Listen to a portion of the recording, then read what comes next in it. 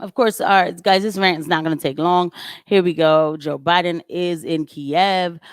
He's with his boo, Zelensky, making sure everything is going well there while neglecting to visit or even tweet about the people of Ohio. Why wouldn't he go to Ukraine when he has investments in Ukraine and he has us getting ready to invest in their pensions, making sure that we take good care of the people of Ukraine?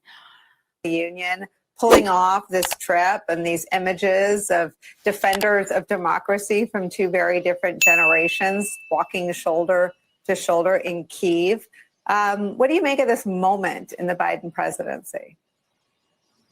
Well, it's very important because in the back of everyone's mind, there's always a contrast. There's always a comparison. And this kind of dovetails with what you talked about earlier, that when the president runs for re-election, it is not a referendum on him. It is a choice.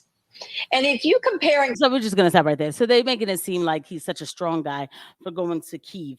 No, he's not a strong guy. They asked Moscow for permission. They let the Russians know. I mean, all world leaders do this. Like, yo, we're going to Kyiv. Can you slow down with the bombs? Going overhead of Kyiv. We're gonna be there. Let me say, okay. This man, so that's what happens. He's not being courageous, but everybody, and then they're talking about him running again. So what, people going to go and vote for this skeleton? I hope people know. I want to make it clear. People who were so mad when you voted for Biden and you thought he wasn't going to win, because remember, we had a delay we never had before, right? But I'm supposed to think that everything was secure, but whatever. I hope you see what's going on. We are in the brink of all kinds of nuclear wars, proxy wars, and your boys, he's in Kyiv while East Palestine is still suffering, and he won't tweet about it. We have problems of our own here. And they keep talking some defenders of democracy. I need to know what democracy is, because it's not the kind of democracy I like. And this is what defenders of democracy do. Okay. Putin thought Ukraine was weak and the West was divided. He thought he could outlast us. He was just plain wrong. 1 year later, we're standing together, united with the people of Ukraine. So the last Ukrainian, right?